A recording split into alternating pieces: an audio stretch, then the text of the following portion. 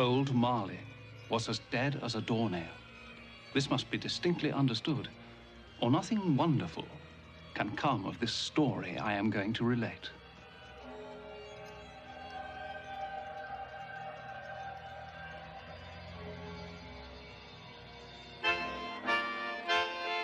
On Christmas night all Christians sing to hear the news the angels bring. On Christmas night all Christians sing to hear the news the angels bring.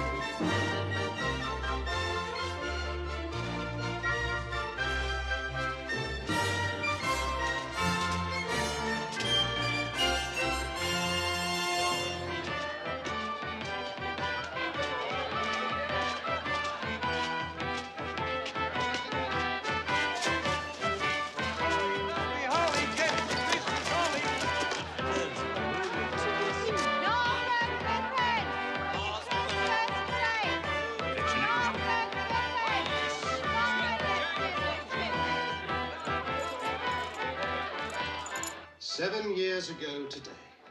What's that you say? Mr. Marley died. 7 years ago this very day.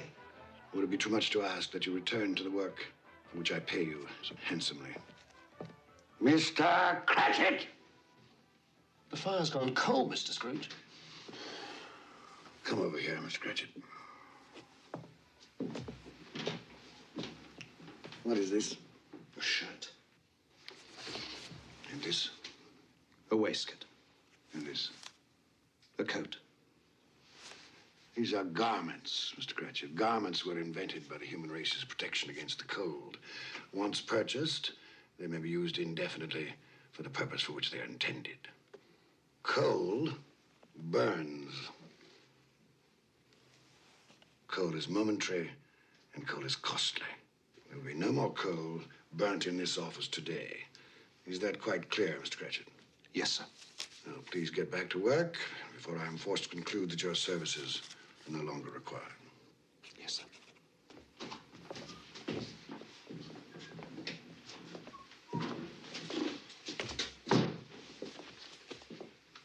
Merry Christmas, Bob Cratchit. And the same to you, Mr. Fred.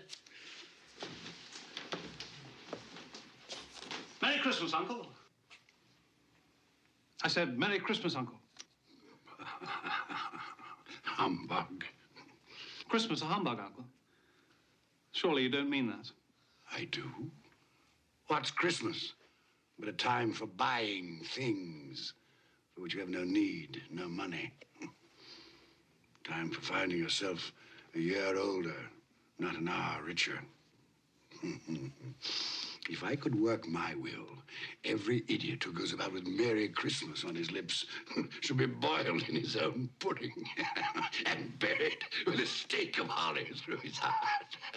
Come now, Uncle. Neville, you keep Christmas in your way and let me keep it in mine. Keep it, but you don't keep it. Let me leave it alone, then.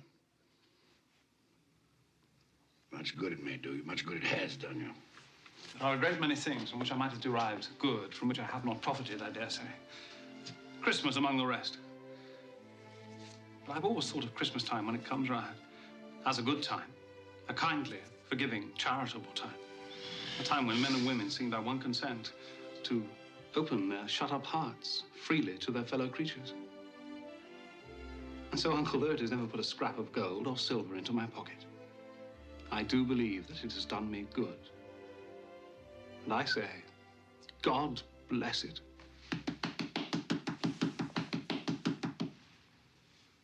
Not a sound from you, and you'll keep your Christmas by losing your situation.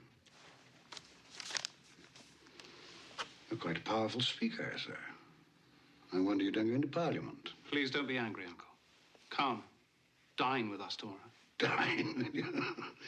I'd see myself in hell first. It would be a great joy to me. And to my wife. Yes, your wife. I'm told she brought very little to the marriage. A poor girl, I understand. I love her. And she loves me. Love. Good afternoon, nephew. I want nothing from you. I ask nothing of you. Why can't we be friends? You are wasting my time. I'm sorry to find you so resolute. We've never had a quarrel, so far as I know. And so I shall keep my good humor. And wish you a Merry Christmas. Goodbye. And a Happy New Year. How's that fine family of yours, Bob Cratchit? Well, sir, all very well. Good. You'll give them my best wishes. Yes, sir, I shall. Thank you for remembering them. Goodbye, Cratchit. Goodbye, sir. And a Merry Christmas. Idiot. And he's made me late to boot. I'm off to the exchange. Don't lock up a moment early. No, sir.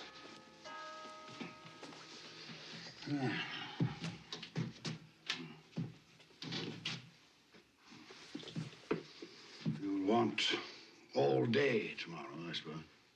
If it's quite convenient, sir. It's not convenient. And it's not fair.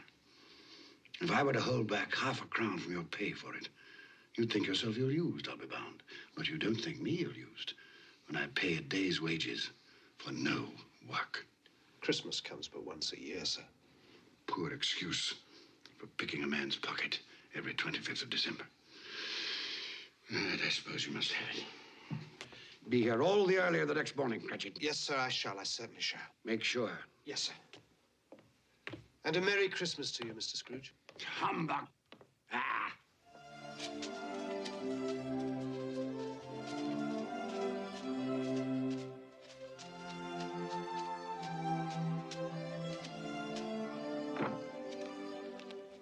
Merry Christmas, Mr. Scrooge. Don't beg on this corner, boy. I'm not begging, sir. I'm Tim Cratchit. I'm waiting for my father. Tim Cratchit, huh? Well, then you'll have a long wait, won't you? Thank you, sir. Humbug.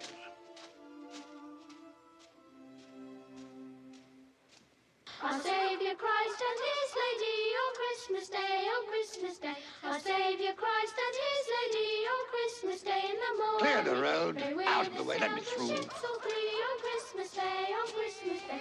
They with us down the ships all three on Christmas Day in the morning. His reason weak, his anger sharp, and sorrow all his pain. He went to church but once a year, and that was Christmas Day. So grant us all a change of heart, rejoice for Mary's child. Pray peace on earth to all mankind, God bless us everyone. Day 80 for January, day 80 for January. Any open market? Any open market? Buying here, buying. Ah, Ebenezer. We were afraid you weren't coming. It's almost closing, sir. Well, I'm here, aren't I? I said you'd be here. Didn't I say Ebenezer Scrooge would be here? I knew you'd change your mind. Right, I have changed my mind. Oh, good, then you'll take our bit. The price has gone up. Gone up? But that's not possible. If you want my corn, gentlemen, you must meet my quote. Plus 5% for the delay. That's outrageous, Scrooge. You'll be left with a warehouse stuffed with corn. Well, that's my affair, isn't it? But if we pay your price, our bread will be dearer. The poor will suffer. Buy the corn someplace else. Good day, sir. Scrooge, a moment. We'll take your corn at the price you quoted yesterday. Too late. If you wait until tomorrow, it'll cost you another 5%. Damn it, Scrooge, it's not fair. No, but it's business. I'll give you a moment to make up your minds.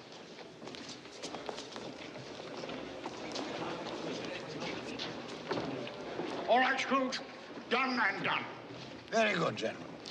Now, make sure that a draft for the entire amount of this transaction is deposited with my clerk. I don't ship until I have the cash in hand. Good day. Mr. Scrooge, I presume. Indeed you do, sir. You don't know us. Nor do I wish to. My name is Poole, and this is Mr. Hackett. Excellent. Now, if you'll allow me to pass. Let me explain something.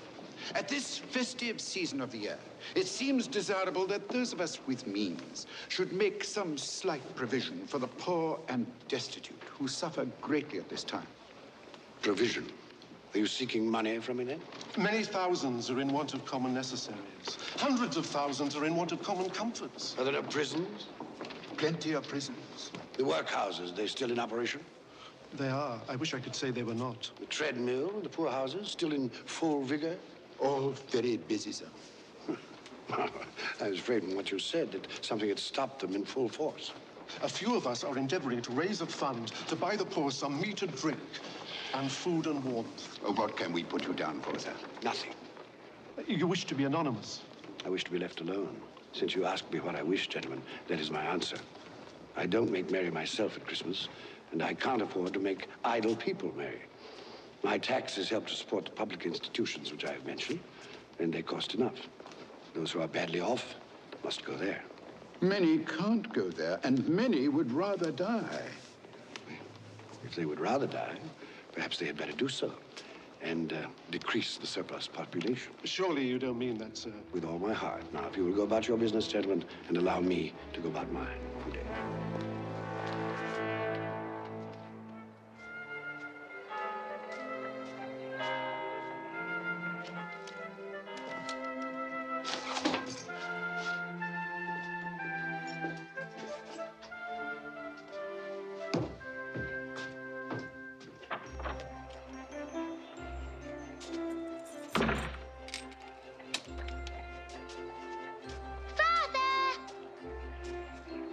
Tim, you must be frozen. I'm all right now. Could we go home by Cornhill and watch the boys and girls play in the snow? Of course we can. Tim, I'm to have the whole day off tomorrow. We'll be together, the whole family, for the entire day. Hurrah for Christmas, the best day of the year! Each stroke will tell that in his heart and gold in all his days. His reason weak, his anguish shock, and sorrow all his pain. Sleep well for church, but singing and Look, They're having such fun, Father. Where are you? Go and get it. you'll be there one day, playing with the other children. I'm quite sure I will. I feel I'm getting stronger every day.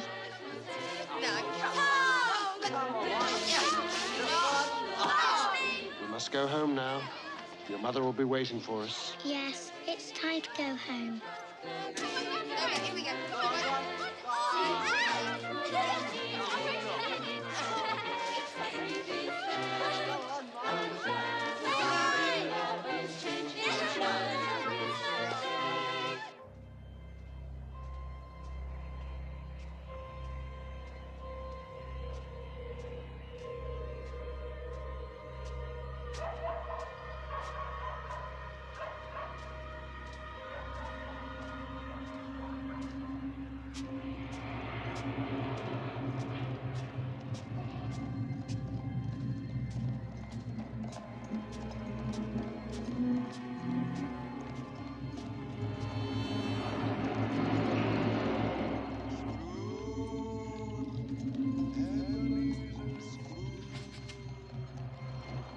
Calling me.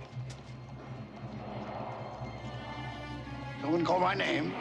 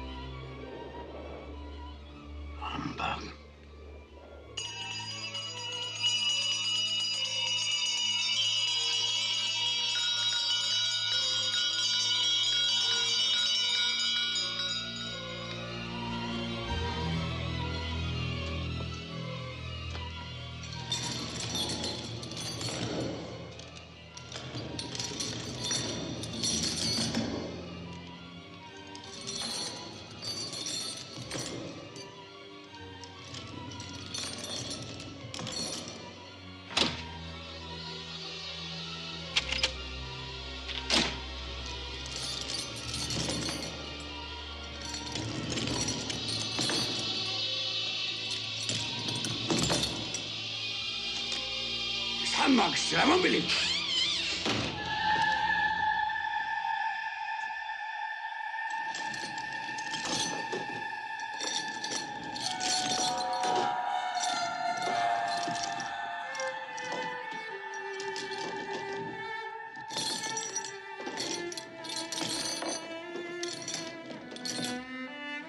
What do you want with me?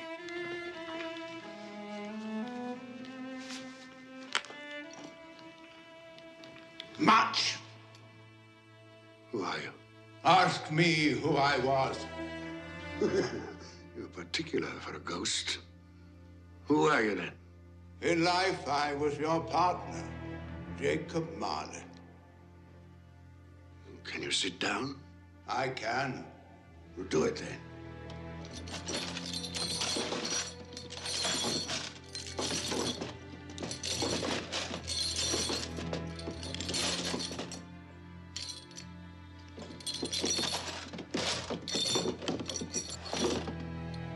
You don't believe in me. I don't. What evidence would you have of my reality beyond that of your own senses? I don't know. Why do you doubt your senses? Because a little thing affects them, a slight disorder of the stomach. It might be a bit of bad beef, a blot of mustard, a fragment of an underdone potato. There's more of gravy than of grave about you, whatever you are. Humbug, I tell you, humbug!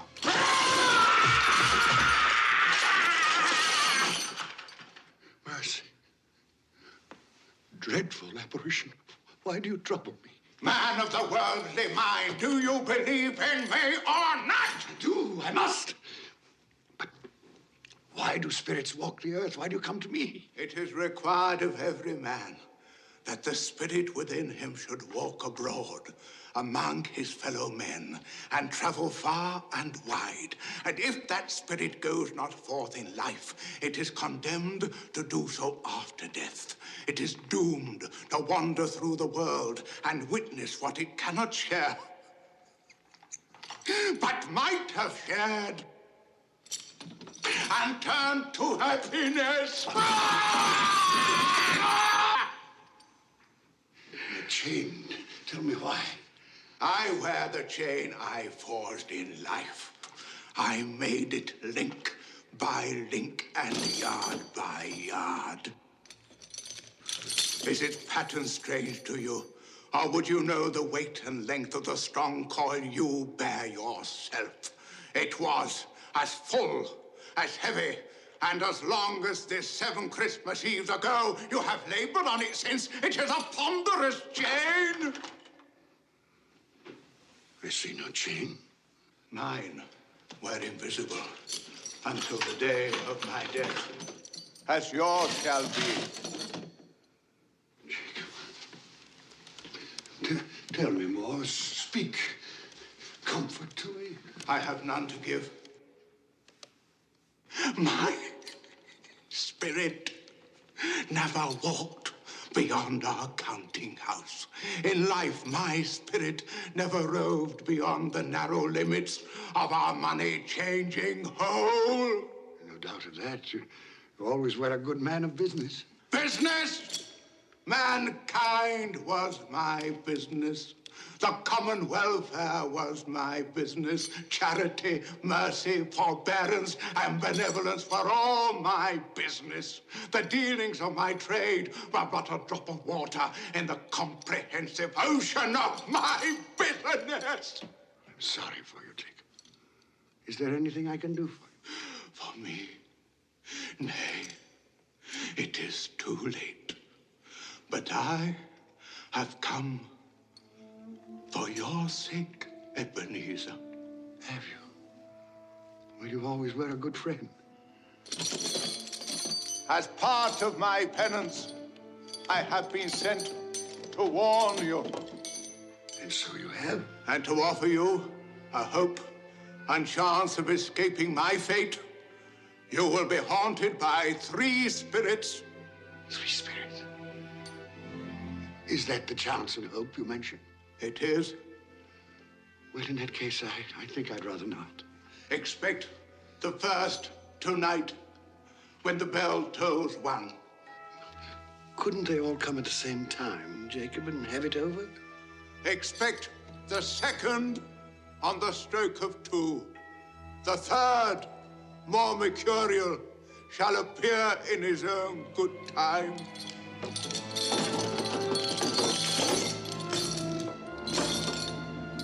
Look to me no more. Look, that you may remember what has passed between us.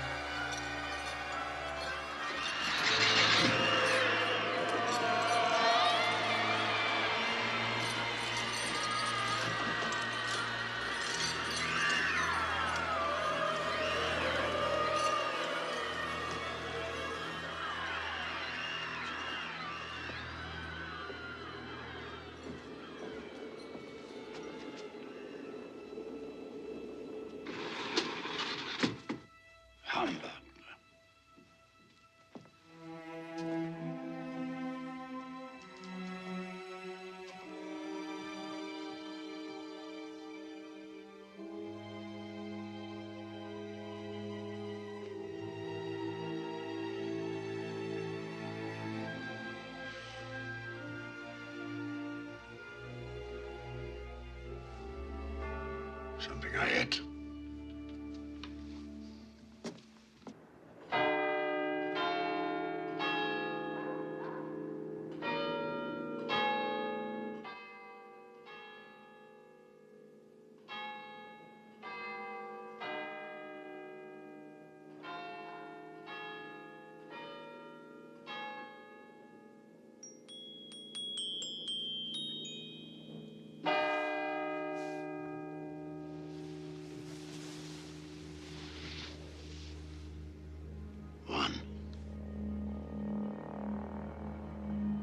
What was it Marley said?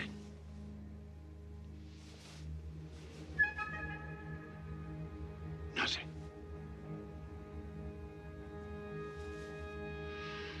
Just a dream, then.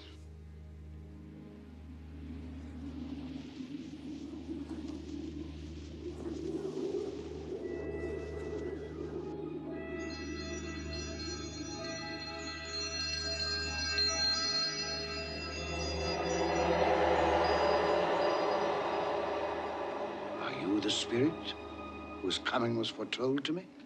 I am. Who and what are you? I am the ghost of Christmas past. Long past? No, your past. Perhaps you would do me the favor of placing upon your head that cap which you hold in your hand. I bring the light of truth. Would you use this cap to put it out? I beg your pardon, I had no intention of offending. What business brings you here? It is for your welfare that I appear. I can think of no greater welfare than a night of uninterrupted sleep. Be careful, Ebenezer Scrooge. I speak of your reclamation. Well, if it's reclamation, then let's get on with it. Come.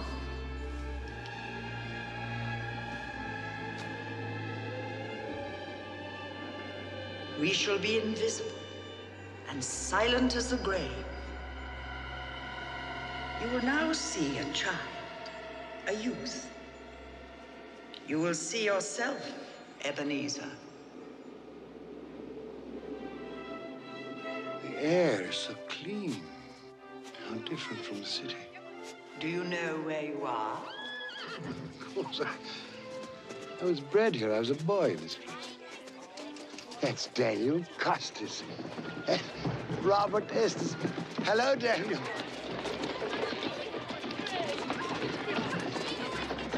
The big one there, that's David Tyler. David, look here, it's Ebenezer.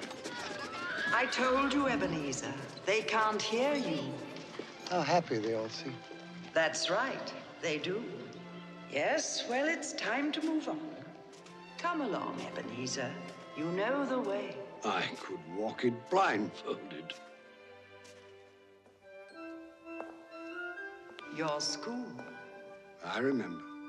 And it's Christmas Day. There's a boy in there, neglected. The boy is deserted by his friends and his family. His mother is dead. His father holds him a grudge. Why does his father hold him a grudge? She died in childbirth. His birth. Weep for the boy, if the tears will come. He has his friends, even on this day. From his beloved books. He was Ali Baba. Dear old honest Ali Baba. And the Sultan's groom, turned upside down with a genie. But not a real child to talk to. Not a living person. Robinson Crusoe, not real. And Friday, and the parrot with green body and yellow tail, not real. He made do, this boy. Let us see another Christmas Day. When you were a youth. Fan. Fan! Dear, dear brother. I've come to bring you home, dear brother. To bring you home. Home.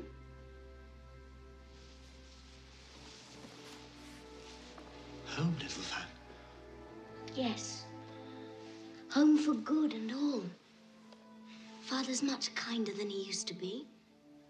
He spoke to me so gently one dear night that I was not afraid to ask once more if you might come home. And he said, yes, you should. And sent me in a coach to bring you.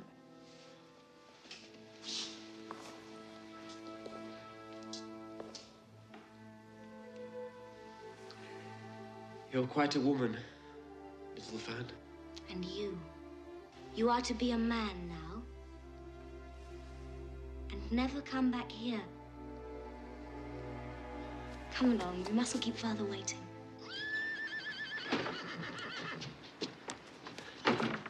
Father! There, boy, there. Stand still now. Let me look at you. They haven't been overfeeding you, that's certain. I've grown, I think. Yes, most boys do. Fan has told you won't be moving back here. Yes, sir. It's time you made your way in the world. I've arranged an apprenticeship for you. You'll move into Mr. Fezziwig's establishment in 3 days' time. 3 days, Father? I'd hoped we'd have my brother home for longer. Longer? 3 days is quite long enough for both of us. Don't you think, Ebenezer? Yes, sir. Quite long enough. You finished back there? All safe and secure, sir. The carriage, Fan. We're on our way. Into the carriage, boy.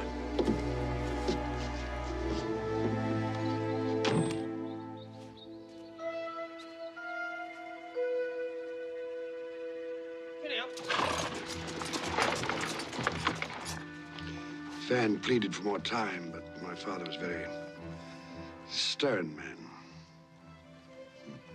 Fan. She died a young woman. She had such a generous nature. Yes, too young. Old enough to bear a child. One son. Fred, your nephew, Fred Hollowell, yes. who bears a strong resemblance to your sister. Does he? I never noticed. You never noticed? I'm beginning to think you've gone through life with your eyes closed. Open them. Open them wide.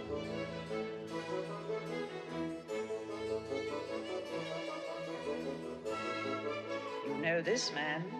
It's old Fezziwig. Hmm?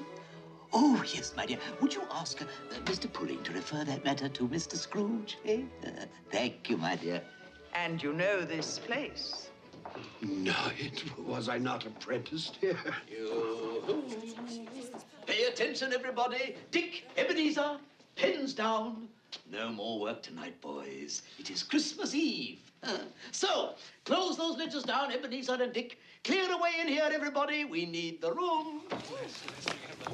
Here we go, lad. You'll enjoy yourself tonight, Master Ebenezer. That is an order. Yes, sir, I'll try. Well, put your heart in it. You put enough of yourself into your work, and I have nothing but praise for the way you've discharged your duties. But you're young, eh? There's more to life than bolts of cloth and musty old ledgers, eh? It's Mrs. Fezziwig and the 3 daughters and their suitors. Happy Christmas to you all. Merry Christmas. And Belle.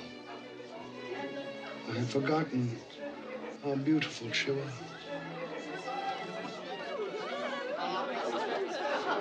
Hello, Belle. Hello. Would you like to dance? Yes.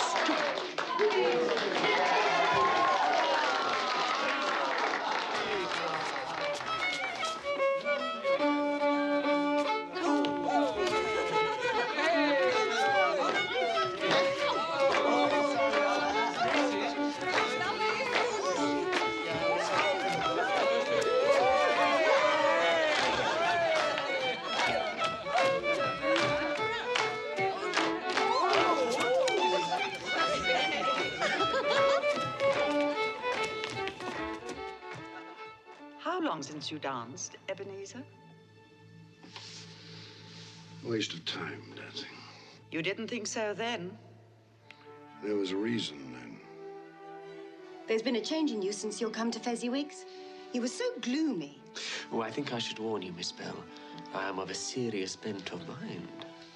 I consider seriousness to be an admirable trait of character, but it can be overdone. I should take heed of your advice, ma'am, and go through life with a grin on my face.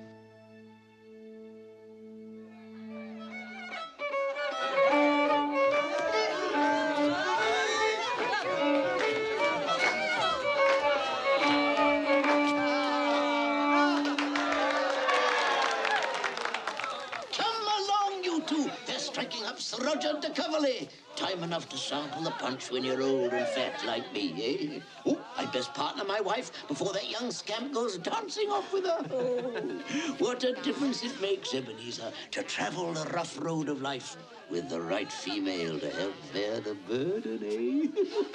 What a lucky man I am! Shall we join the others, Ebenezer? My pleasure, Miss Bell.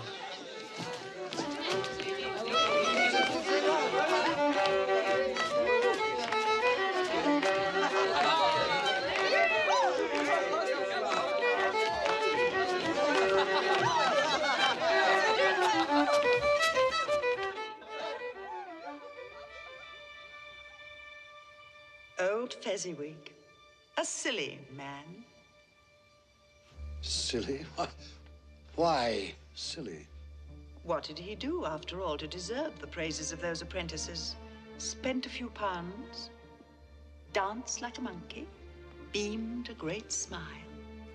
Well, the happiness I gave was quite as great as though it had cost £1,000.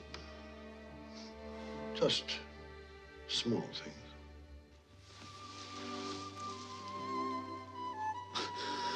Belle, are you in love, Ebenezer? The thought had occurred to me. She's too good for you. One day, when I've made my fortune, then I'll deserve her. It was a night never to be forgotten. Never. But you did forget, often. No? Look, another Christmas Eve, delayed by the pressure of business. Do you remember? No.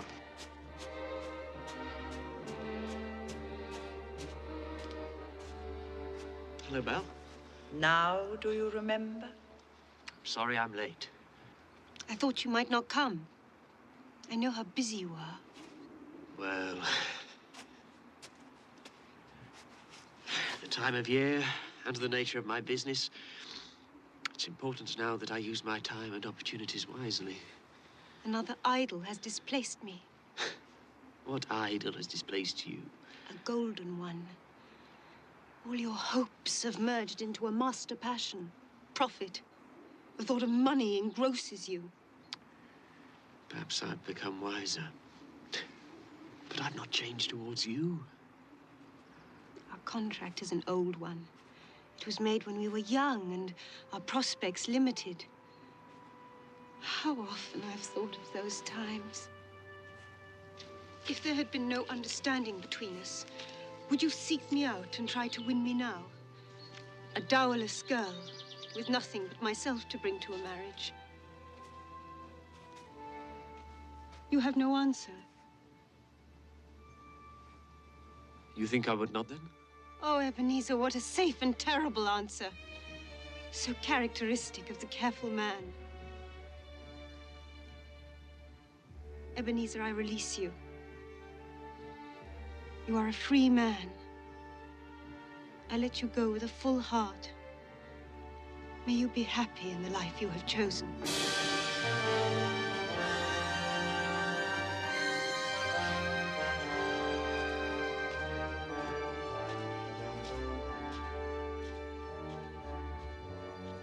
I almost went after her. Almost carries no weight, especially in matters of the heart. And you did have a heart, didn't you, Ebenezer? Why didn't you follow her? Upon his death, my father left me a small inheritance. Belle wished to be married, insisting that we could get along on very little. But I wanted something more for both of us. So I lent out that money, laid the foundations for financial success, which I have achieved, I may add. Congratulations. Well, thank you not to sneer. Spirit, show me no more. Conduct me home. You have explained what you gained. Now I will show you what you have lost. Belle. Yes, Belle. And those are her children. Oh, darling, he's wonderful, isn't he? Oh, Lord, what a brood.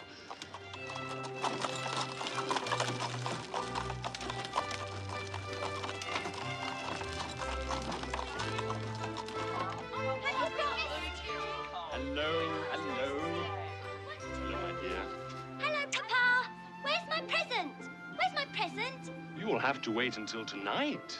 All of you. Presents on Christmas Eve, as usual. Fancy. It might have been mine. The same thought occurred to me. I saw an old friend of yours in the city this afternoon. Who was it? Guess. I can't. I don't know. Ebenezer Scrooge. Mr. Scrooge it was. I passed his office window and it was not shuttered. He had a single candle lit upon his desk. His partner, Jacob Marley, lies on the point of death, I hear. And there he sat, Ebenezer Scrooge, alone. Quite alone in the world, I do believe. Poor Ebenezer. Poor wretched man. Spare me your pity. I have no need of it. They can't hear you. And as for you, I've had enough of your pictures from the past. Leave me. Haunt me no longer. Truth lives. Truth lives. Truth lives. Truth.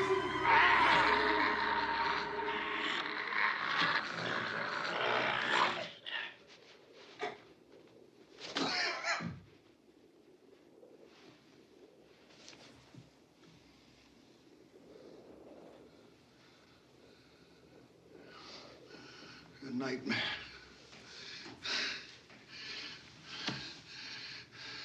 Horrible nightmare. Oh. God. Let me sleep. Let me sleep in peace. Peace.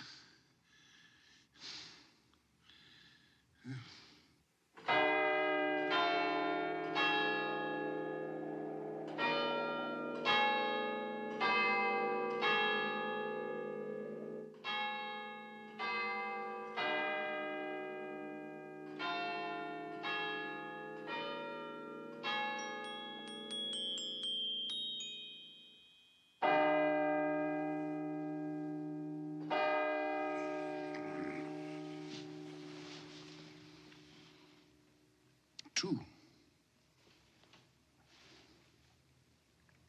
Well, Jacob Marley, where is this spirit of which you spoke so glibly? You did say at the stroke of 2, didn't you, Jacob? Mistaken in death, as you were in life, old partner.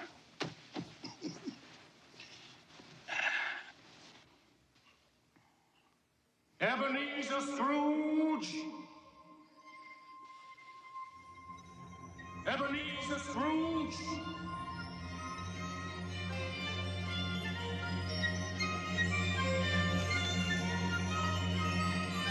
Come in!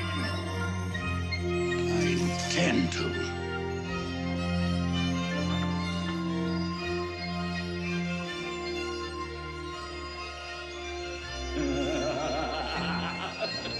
Come in and know me better, man.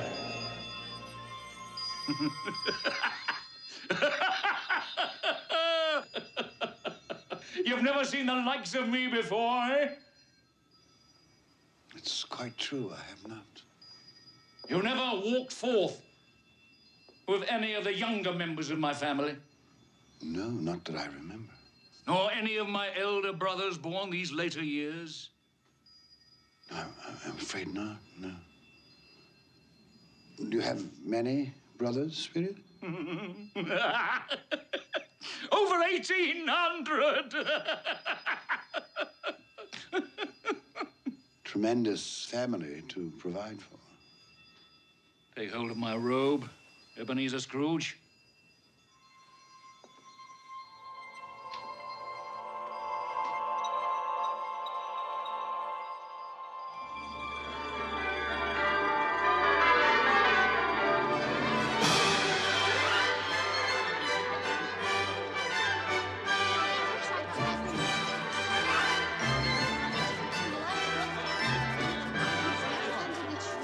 What day is it now?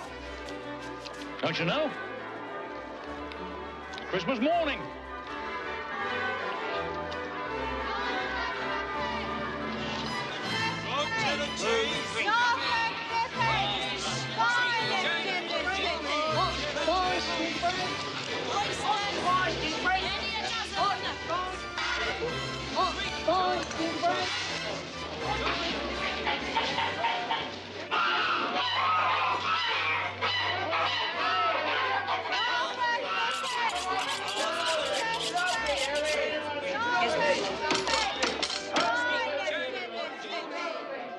There's a lot of buying, isn't there? Oh, Ebenezer, is that all you can see? Follow me, and I'll show you to what good use these wares can be put. Is there some peculiar power which emanates from your torch? Oh, yes. There is.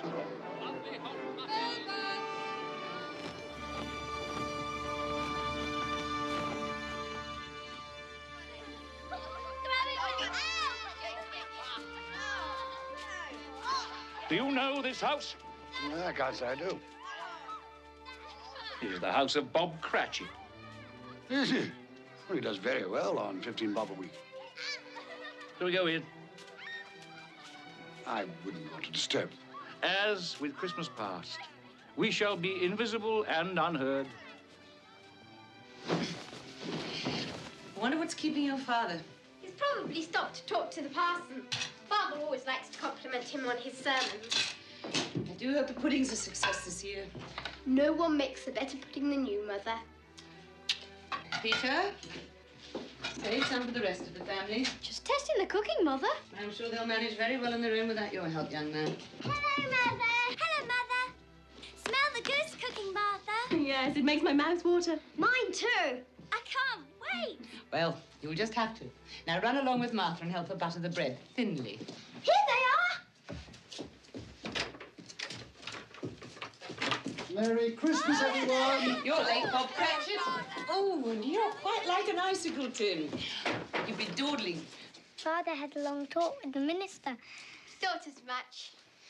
Come, Tim, listen to the pudding hissing on the fire. It's like a giant snake inside the copper. Go along with your brother and sister, Tim. I'll begin the wine.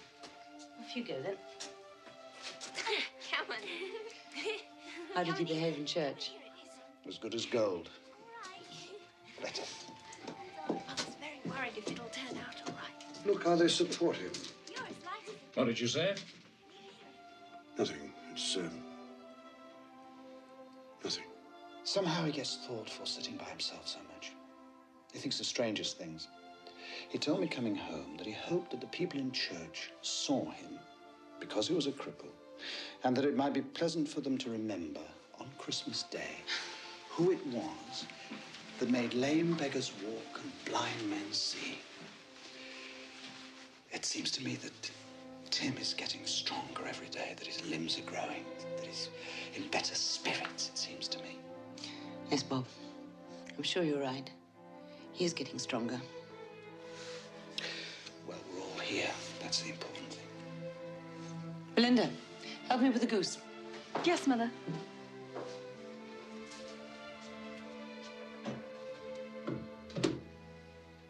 Peter, I have some good news for you.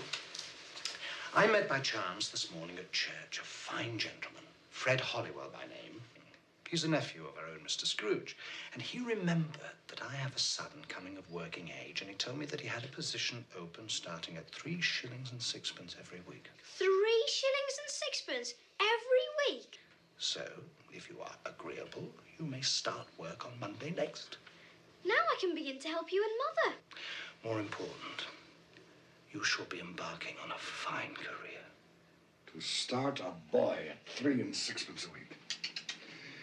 Hey, it's typical of my nephew. It's no wonder he's never been able to put by a penny. Perhaps he's put by more than money. Fred? He's doing this to spite me, you know. Employing the son of my employee at an exorbitant wage.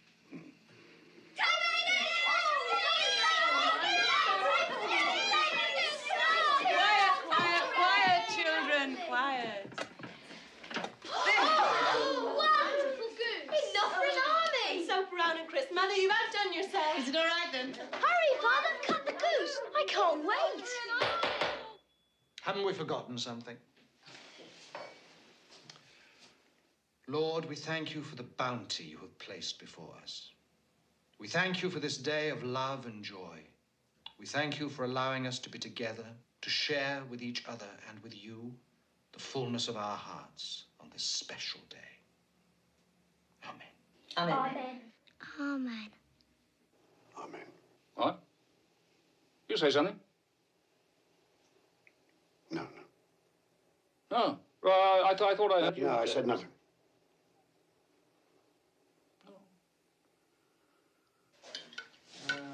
Peter.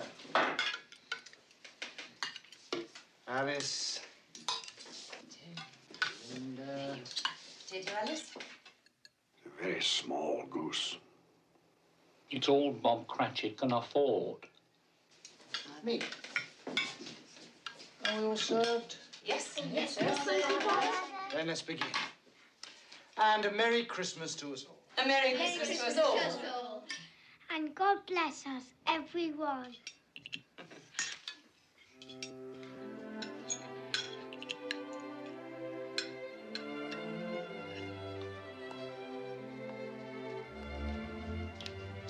Tell me, Spirit, will he live? I see a vacant place at this table. I see a crutch without an owner, carefully preserved. If these shadows remain unaltered by the future, the child will die. No, say he will be spared. If these shadows remain unaltered by the future, none other of my species will find him here. But if he is to die, then let him die, and decrease the surplus population. You use my own words against me. So perhaps in the future you will hold your tongue until you have discovered what the surplus population is and where it is. It may well be that in the sight of heaven you are more worthless and less fit to live than millions like this poor man's child.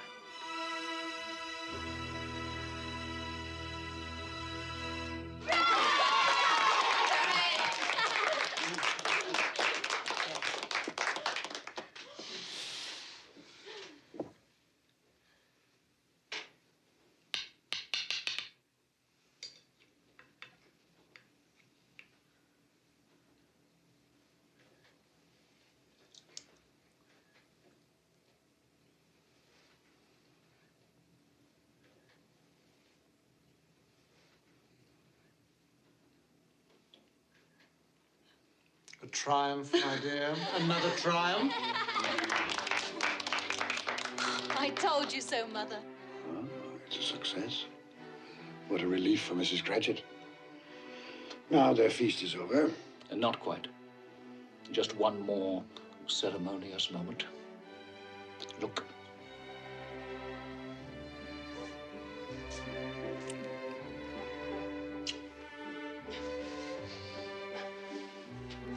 Now, I would like to propose a toast to Mr. Ebenezer Scrooge, the founder of our feast. Mr. Scrooge.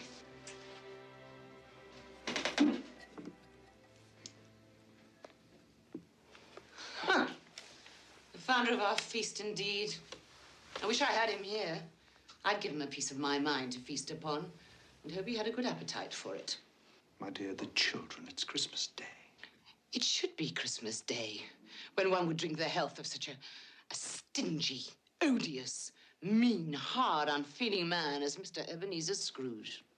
My dear, have some charity.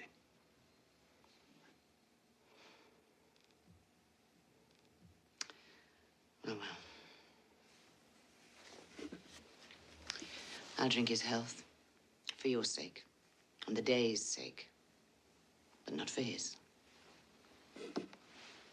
Long life, Mr. Ebenezer Scrooge.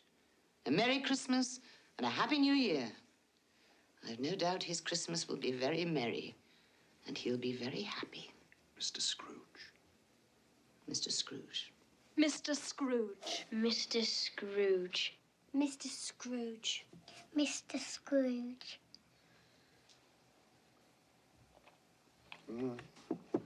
He's made a point, Bob Cratchit has. Without me, there would be no feast, no goose at all. My head for business has furnished him employment. Is that all you've learned by observing this family on Christmas Day? Oh, no, not all, but one must speak up for oneself, for one's life. Oh, here it is. Here we come, a-wassailing among the leaves so green.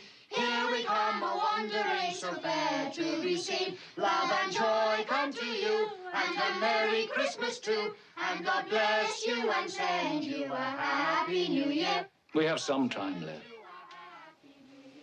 Take my robe. Love and joy come to you, and a Merry Christmas too. And God bless you and send you a Happy New Year.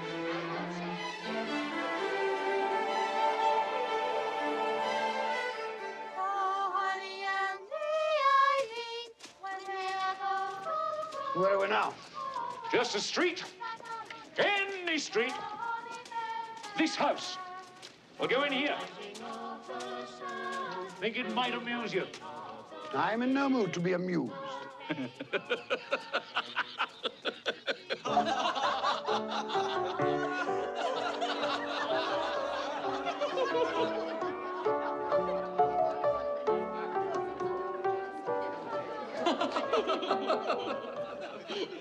Dear husband, do you find my playing so amusing? Oh, I'm sorry, my love. I was thinking of his face yesterday. Humbug, he said. Humbug. He said that Christmas was a humbug. He believed it, too. I'd very much like to meet your uncle, sir. The droll way in which you portray him tickles my heart. He's a comical fellow.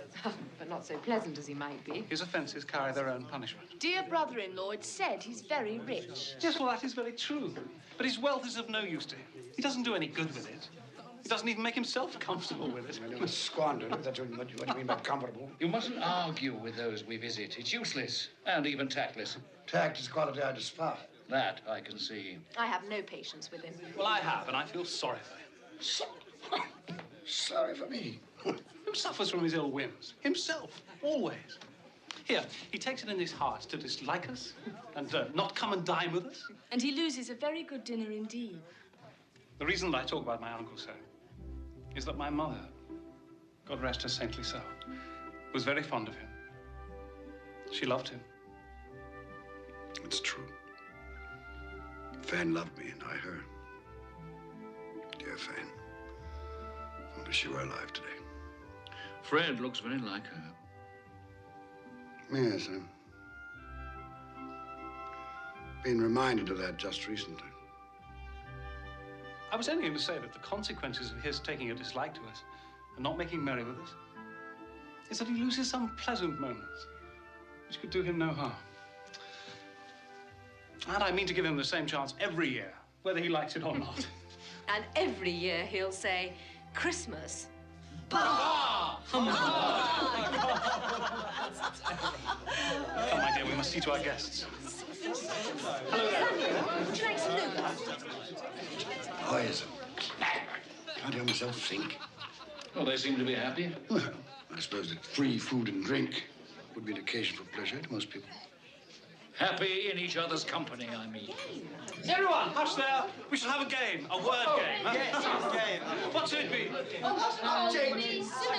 Does everyone know the rules to similes? All right, everyone. Now, you shall each have 5 seconds to answer. I'll ask the question. Mr. Topper, you'll keep count. Well, I shall do my best.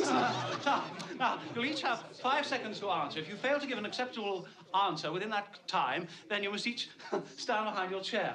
Last one to, who's seated wins the prize. Fred, don't go on so. Just begin. Oh, I'm sorry, my love. Yes, I shall. Yes, I shall. Now, proud as. Proud as a peacock. So, dry as. As a bone. Plump as. My wife.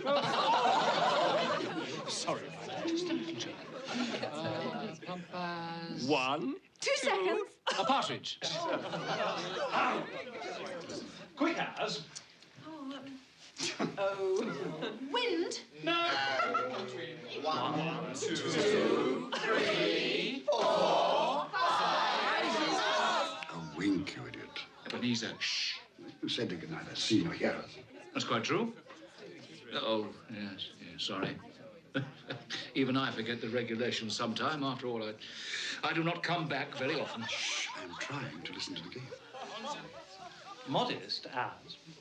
A maiden. No. Well, I'm sure it's a well-known simile. Well, I was thinking of modest as a violet. Right. However, I will accept your answer. Janet.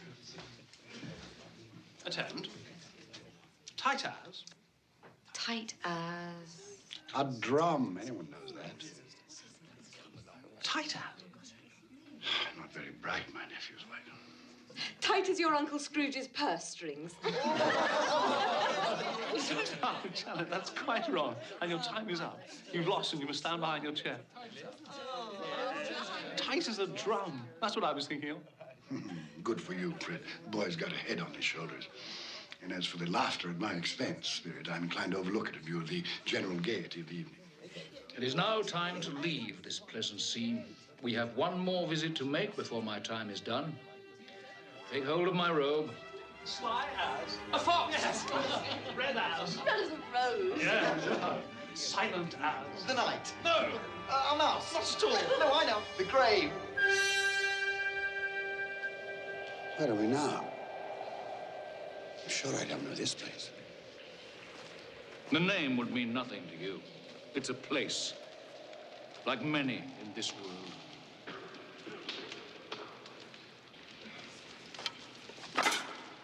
Do we have enough wood for the night? Ah, it'll last through. At least there's one thing still free in this country. Mary, Peter, they're cooked. They're too hot. It'll be cold soon enough. Where did you get these, Father? I didn't steal them, if that's what you're saying. She didn't say you stole them, Ben. She should have some respect. Don't berate the girl. They fell from a cart into the road. Your father's not a thief, girl.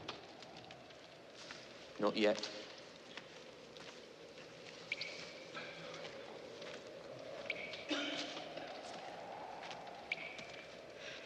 Why are these people out here? Men and women in rags, children eating scraps. They're institutions.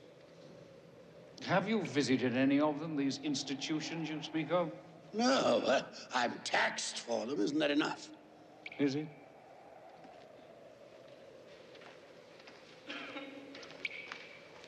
Ben, come back to the fire. Look at these hands, Meg.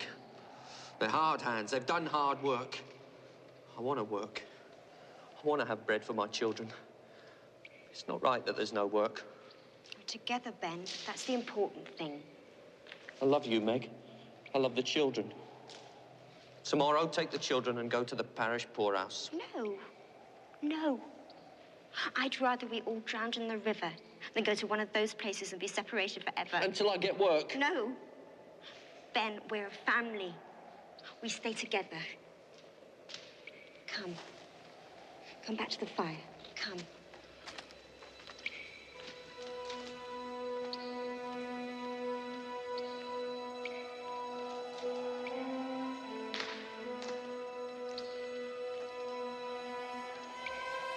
Will you show me this? What has it to do with me? Are they not of the human race? Look here, beneath my robe.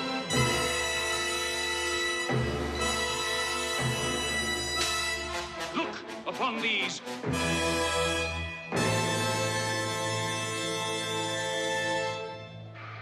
What are they? They are your children. They are the children of all who walk the earth unseeing. Their names are ignorance and want. Beware of them. For upon their brow is written the word doom. They spell the downfall of you and all who deny their existence. Have they no refuge, no resource? Are there no workhouses? Are there no prisons?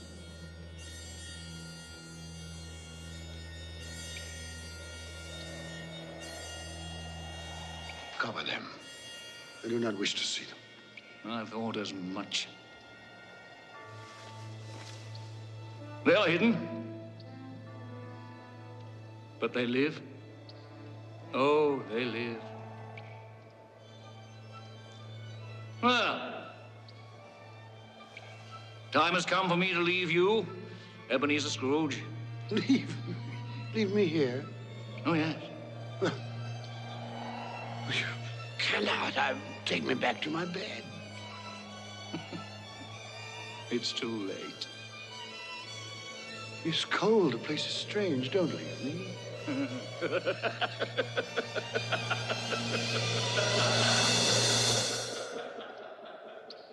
Spirit,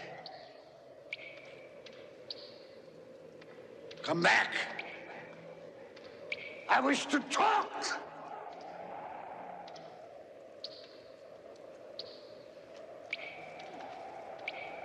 Perhaps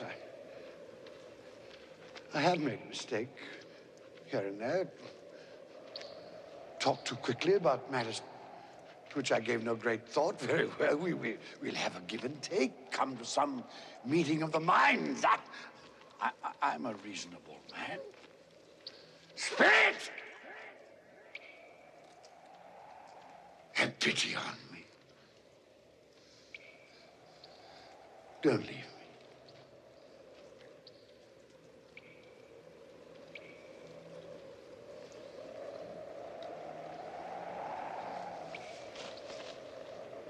What have I done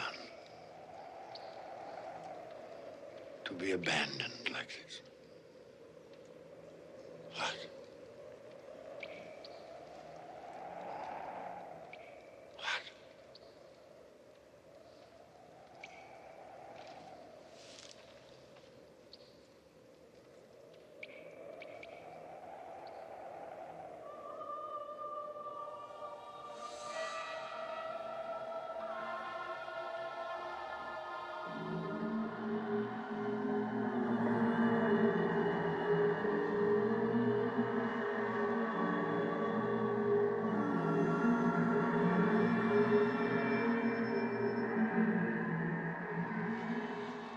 Are you the spirit which Jacob Marley foretold would visit me?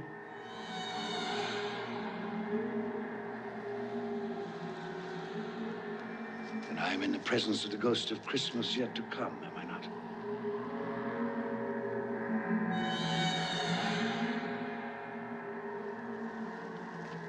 You're about to show me the shadows of the things that have not happened, but will happen in the time before us. Is that so? I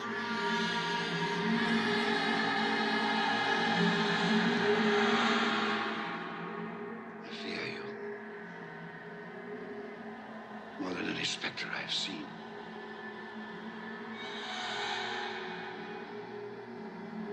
I am prepared to bear your company. Will you not speak to me? Very well. Lead on. The night is waning fast. Time is precious to me.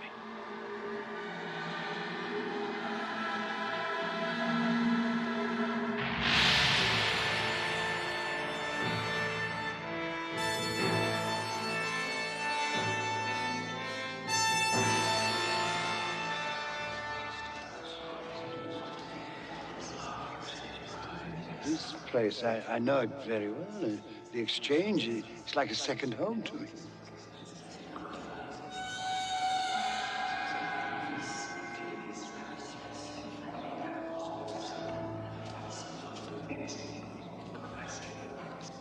No, I don't know much about it either way. I only know he's dead. When did he die? Last night, I believe. What happened to his money? Left it to his company, perhaps? Who else did he have?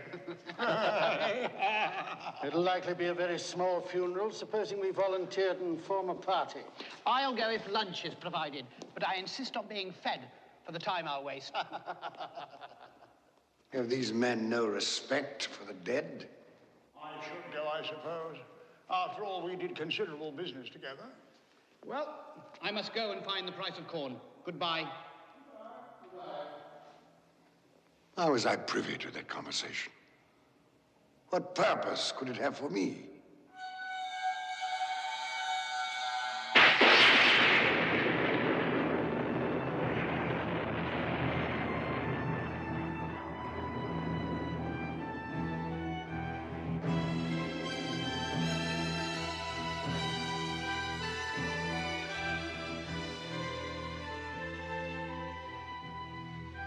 Merciful heavens, what is this?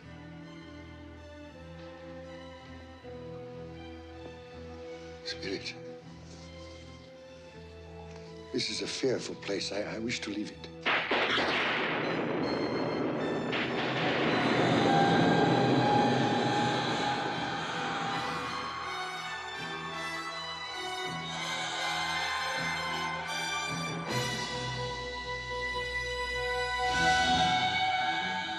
No, I will not. This you cannot make me do. I say I understand you. That is sufficient to the moment. Furthermore, there must be someone in this city who feels some emotion because of this man's death. I demand to see that person.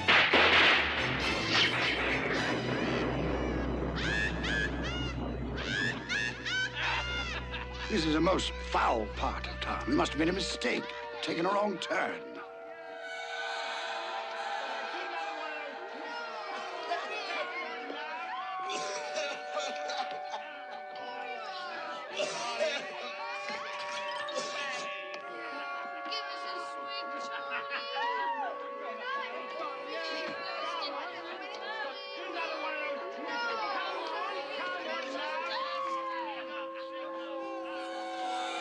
In there? I have no business to transact in there.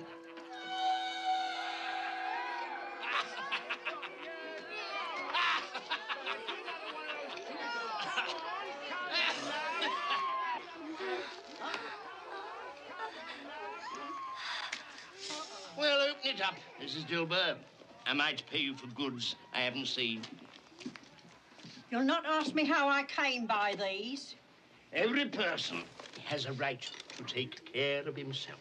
That's my motto. Well, he always did. And who's the worse for the loss of a few things? Not a dead man, I suppose. No, indeed. I mean, if he'd wanted to keep him after he was dead, the wicked old screw, why wasn't he more natural in his lifetime? had been, he'd have had someone to look after him when he was struck with death. Instead of lying there, gasping out his last, alone, by himself.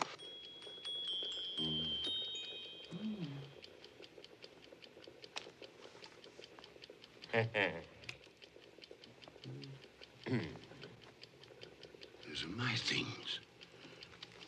She's stolen my things. I'll have her before a magistrate. What do you call these? Bed curtains. You don't mean to say you took them down, rings and all, with him lying there? Why not? And don't get wax on his blankets. His blankets? I hope he didn't have anything catching. Eh? I wasn't so fond of him as I'd loiter about if he did.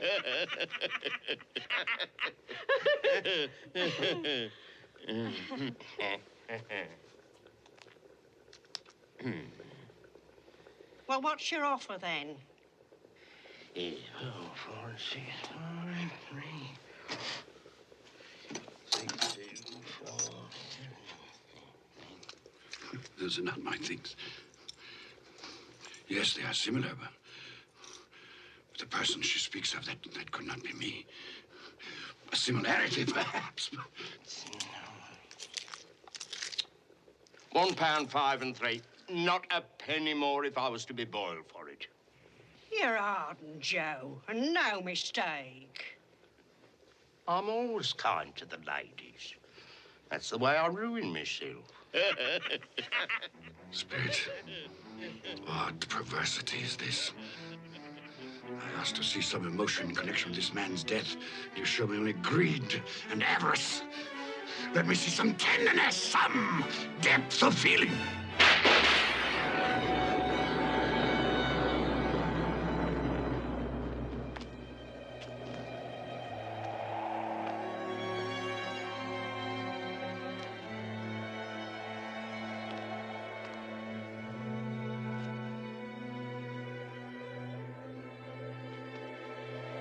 Must be some confusion. Your fellow spirit brought me here earlier. Very well. You're devilish hard to have a conversation with. Suffer the little children to come unto me, and forbid them not, for such is the kingdom of God. Verily I say unto you, whosoever shall not receive the kingdom of God as a little child, he shall not enter therein. This color hurts my eyes.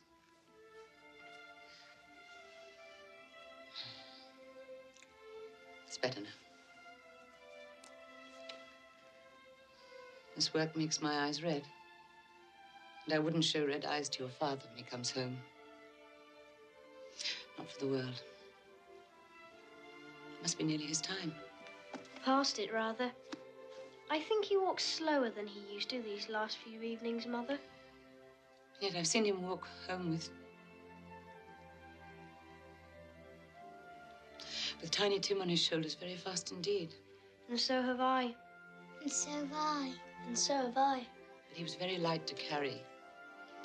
And your father loved him so that there was no trouble. No trouble. There is your father now. Hello, Father.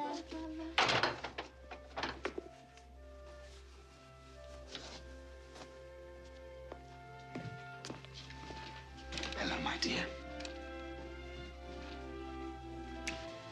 Hello, my dear ones. Hello, Father. You're late. We were worried about you. I'm glad you're home, Father. I am too. Oh, you've become quite a little harmful. The reason that I'm late is because I walked by there today. Today?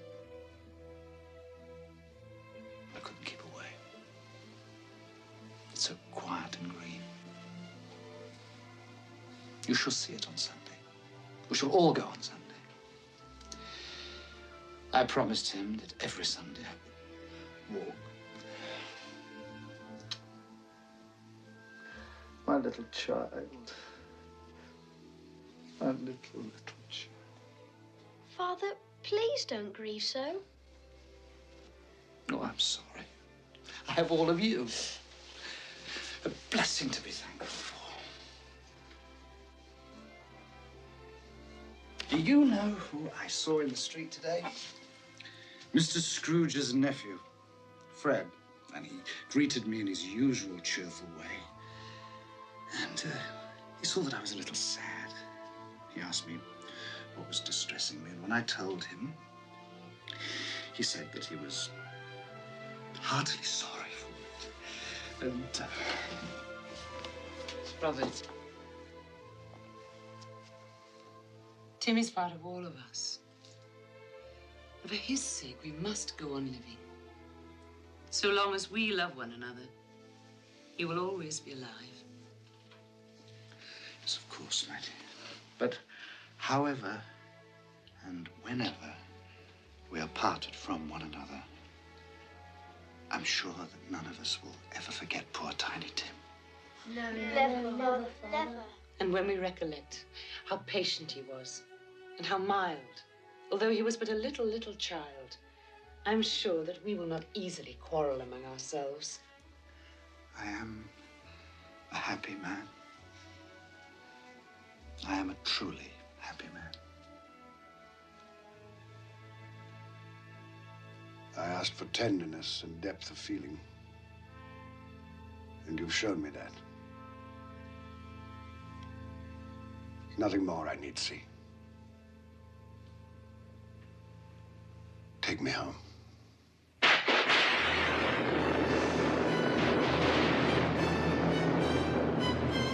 What is this? I thought we had agreed that you would transport me home.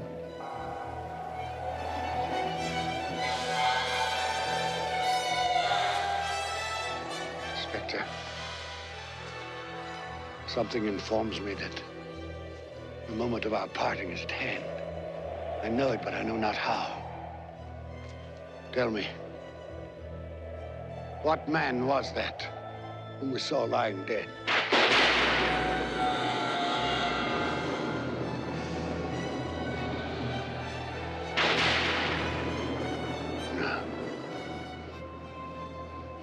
No, before I draw near to that stone, answer me this. Are the things you have shown me the shadows of the things that will be? Or are they the shadows of the things that may be only?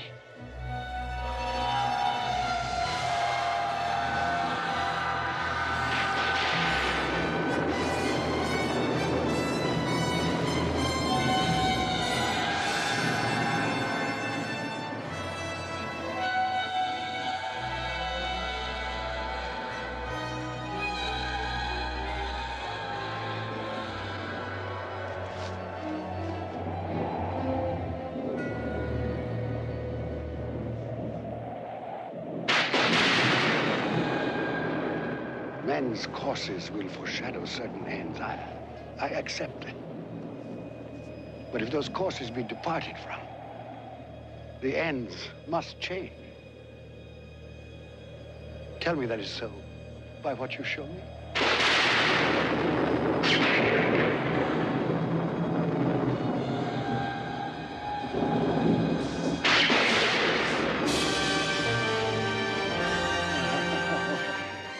Dear me, I am not the man I was. I will not be the man I must have been but for this visitation. Why show me this if I am past all hope? Good Spirit, your nature intercedes for me and pities me. Say that I may change these things by an altered life. I will honor Christmas in my heart and try to keep it all the year. I will live in the past, present, and the future. The spirits of all three shall strive within me. I will not shut out the lessons that they teach. Tell me. Tell me that I may sponge away the writing on this stone. Oh, spare me. Spare me.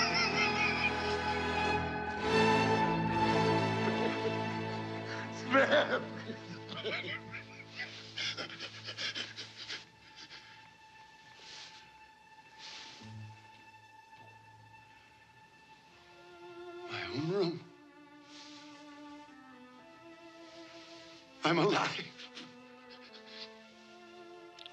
Oh, thank you, Spirit. I will keep my promise. I will live in the past, present, and the future. The spirits of all three will strive within me. Oh, heaven and Christmas time be praised for this. I say this on my knees, Jacob Marley. On my knees.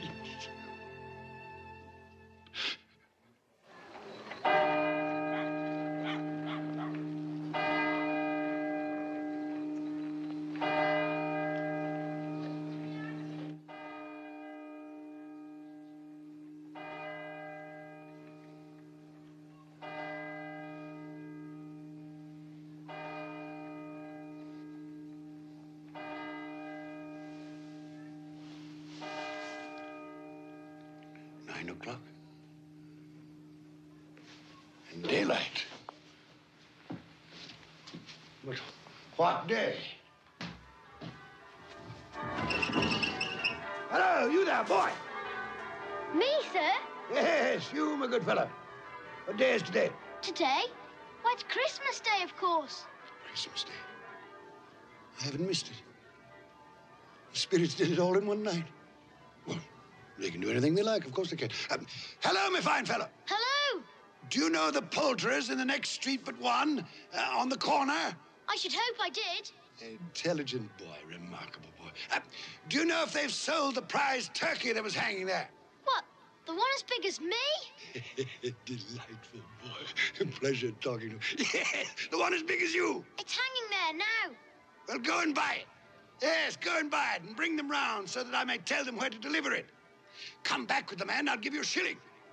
Come back in less than 5 minutes, I'll give you half a crown.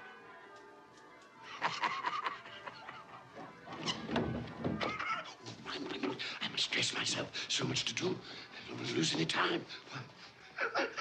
I was light as a feather. I'm as happy as an angel. I'm as merry as a schoolboy. I'm as giddy as a drunken man.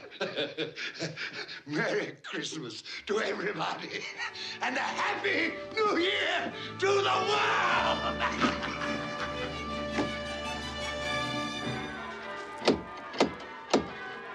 If this be a prank, boy, I'll box your ears. He was in that window. I swear it. Oh, there you are. This boy here says you wish to purchase this turkey here. Yes, quite right. Here's your half crown for a service well rendered. Thank you, sir. Splendid boy. Now, here is an address and the price of the turkey. You'll take this fine bird to Bob Cratchit in Camden Town. The directions are all written down. You leave immediately this very moment. Yes, sir. You'll say only that it comes from a friend. And it must be there in time for Christmas dinner. It will be, sir. Good fellow. Here's a little something for your trouble. Oh, thank you, sir. Here. Not to offer you. Thank you, sir. Merry Christmas. Wonderful day.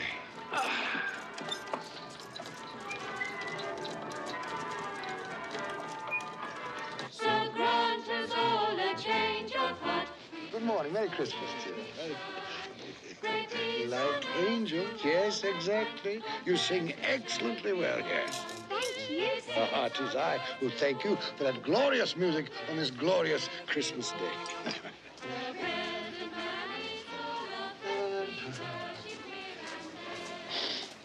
Good morning, gentlemen. Oh, gentlemen, good morning. Merry Christmas to you. Mr. Scrooge. Yeah, that is my name. I fear it is not pleasant to you. Allow me to beg your pardons, and please accept my pledge to the poor and needy for... Lord bless me. My dear Mr. Scrooge, are you quite serious? If you please, and not a farthing less. There are a great many back payments included in that, I assure you. What can I say to such generosity? Don't say anything. But dear sir, will you come and see me? We will. Oh, we will indeed. I'm very much obliged. Thank you 50 times. Thank you, sir. Bless you. Thank you. The orphan shows me the right.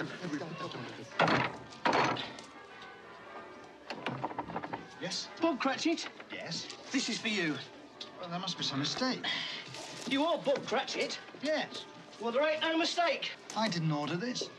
This here prize turkey was bought and paid for by a gentleman to be delivered to Bob Cratchit and family in time for Christmas dinner. What gentleman? What's his name? Anonymous. He wishes to remain anonymous. Anonymous, you said? That's what he said, an anonymous gentleman. Well, who could have sent it? I have no idea. Perhaps it's a mistake. That's what I thought. It's got our name and address on it, though. What should we do then? I say we cook it and eat it and have the best Christmas feast we've ever had in our lives. And I say, Mrs. Cratchit, what a splendid idea. And God bless us all, everyone. And God bless us all, everyone.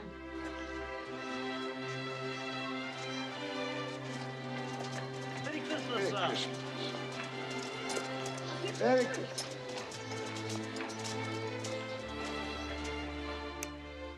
Oh, Fred.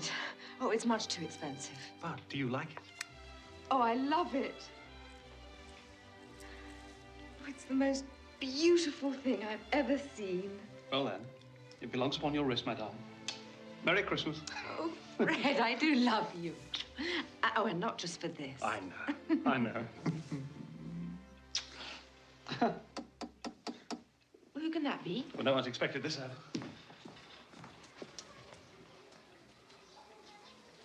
My God. It's Uncle Ebenezer. Your uncle? What in the world would he want? Open the door, Mary. I'm sure I don't know.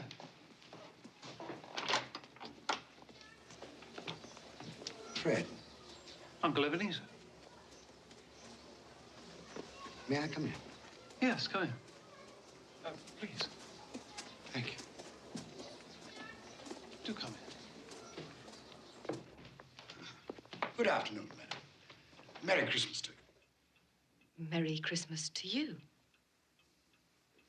Oh, Uncle Ebenezer. This is my wife, Janet. Janet, this is Uncle Ebenezer. It's a pleasure. More like a surprise, wouldn't you say? Well, that, too. Well, that's quite true. Quite honestly, it is a surprise. When we spoke yesterday, you made it quite clear, it seemed to me, at least, that you had no intention of accepting my annual invitation. I made other things clear, too, didn't I, Fred? That Christmas was a humbug, a waste of time and money. A false and commercial festival, devoutly to be ignored. Yes, basically that was it. Well, I've come for 3 reasons. First, to beg your pardon for the things I said about Christmas. That was a humbug, Fred. Was it? I didn't know it then, but I know it now. Secondly, I've come to meet your wife. Well, here she is. Yes. And a very beautiful woman she is, too. Thank you.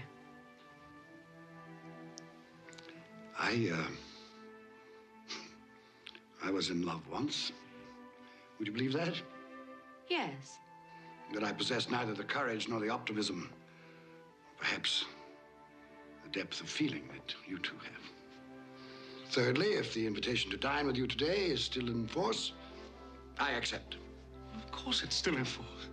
Hurrah! I was sure that one day. You were sure, were you? Well, apparently you were right. Yes, I should like to dine with you and your friends. You'll be more than welcome. You like games, don't you? Yes. Yes, as a matter of fact, I do. Uh-huh. Do you ever play similes? It's one of our favorites. Perhaps we could play today. Quite possibly. I'm very good at it. And should the phrase tight as be thrown out, the answer is a drum. Why, yes, so it is. Good.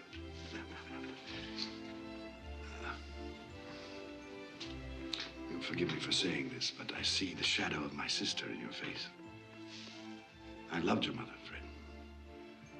For a time there, I forgot just how much I loved her. Perhaps I chose to forget. Well, now, if it isn't too much trouble, I should like to sample some of that punch for which you're so famous. Of course. You've made us both very happy, Uncle Ebenezer. Have I? Yes. God forgive me for the time I've wasted.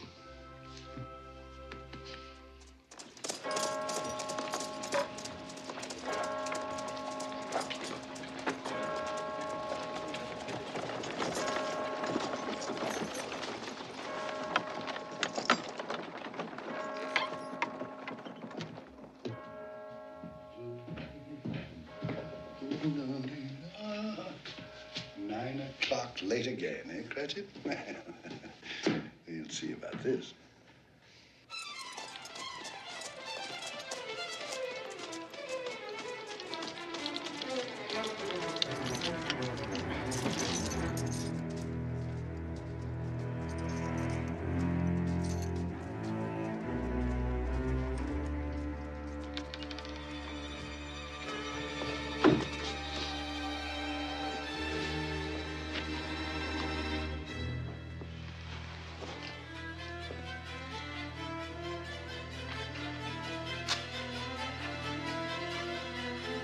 Mr. Cratchit! Yes, sir.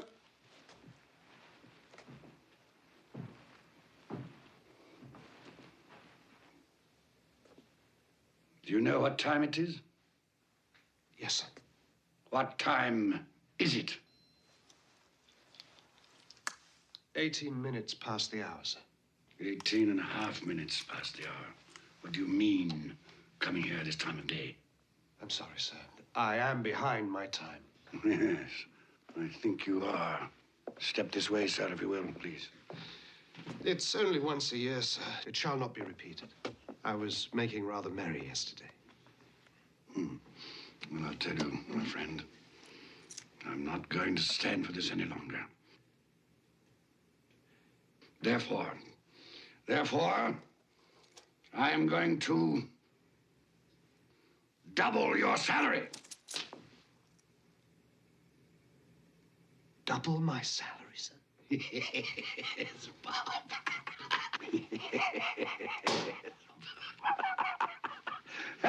A Merry Christmas to you. I'll double your salary for a start, and I'll endeavor to assist your family in any way I can. And Tim will walk again and grow stronger and stronger upon my life, he will. Well, we'll discuss the particulars this afternoon over a Christmas bowl. Well, what's the matter with you? Nothing, sir. Well, it's just that... Nothing.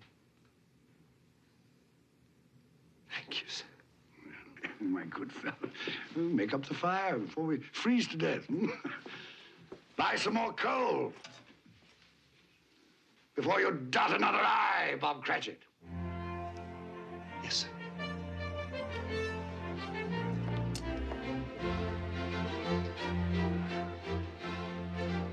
Ebenezer Scrooge was better than his word. He became as good a friend, as good a master, as good a man as the old city knew.